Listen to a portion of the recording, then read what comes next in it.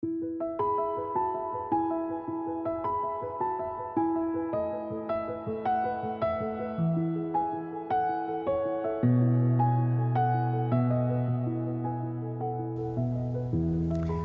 queridos, que bom poder estar nesse momento de devocional da Comunidade do Redentor.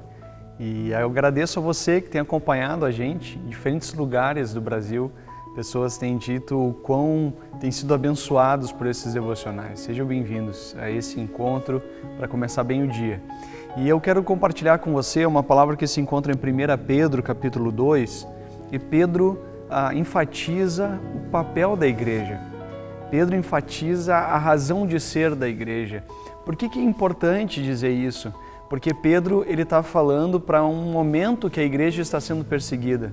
Um momento em que os irmãos ao redor do mundo então conhecido, onde a igreja estava espalhada, estava sofrendo perseguição, prisão, e as pessoas estavam sofrendo. E ele precisa relembrar para aqueles irmãos queridos o que é a igreja, qual é a natureza da igreja. E eu queria dizer isso para você, querido, no meio de tantas coisas que nós já passamos nessa pandemia, a gente precisa relembrar o que é a igreja. Em primeiro lugar aqui, Pedro nos lembra quem é o fundamento da igreja. E o fundamento da igreja é Jesus. E ele diz assim: a pedra que os construtores rejeitaram tornou-se a pedra angular, a pedra fundamental. Jesus é Senhor sobre a igreja, Jesus é o centro da igreja, Jesus é a razão da existência da igreja. Tira Jesus, nós temos um clube. Tira Jesus, nós temos só um aglomerado de pessoas, uma assembleia de pessoas, mas não algo vivo, não algo transformador e com um propósito. Mas da mesma forma, ele diz a respeito da natureza da igreja, e ele chama então as pessoas da igreja de pedras vivas. Olha só que lindo que ele diz aqui: vocês também estão sendo utilizados como pedras vivas na edificação de uma casa espiritual. Então, a igreja são pessoas, com as quais Jesus tem um relacionamento com Jesus e vivem a partir desse relacionamento com Jesus de uma maneira viva, atuante, em movimento.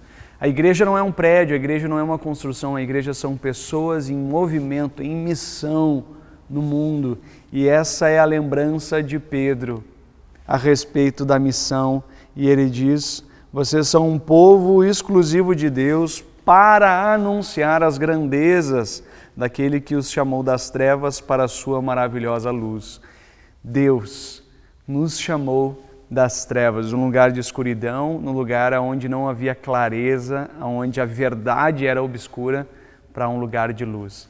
E uma vez que nós somos libertos de nós mesmos, do pecado e do diabo, a gente é proclamador dessa aliança com Deus, dessa reconexão com Deus, onde nós temos vida e vida em abundância. Eu quero terminar, querido, com o último recado de Pedro. Para mim é a chave para vivermos os nossos dias. Ele diz: amados, insisto em que como estrangeiros e peregrinos no mundo. Estrangeiros e peregrinos no mundo. Estrangeiros é porque a nossa pátria não está aqui, a nossa pátria está nos céus. Peregrinos porque aqui a gente não tem lugar permanente. E eu queria dizer isso para você, que nós começaremos a viver a vontade de Deus aqui na terra, quando compreendemos que nós não temos a mesma natureza desse mundo. À medida que a gente entende que a nossa natureza é forjada por Deus, nós estamos comprometidos com o seu reino e por isso os padrões desse mundo não são os que regem a nossa vida. Os padrões da sociedade não são o que rege a nossa história, nem determina a nossa história.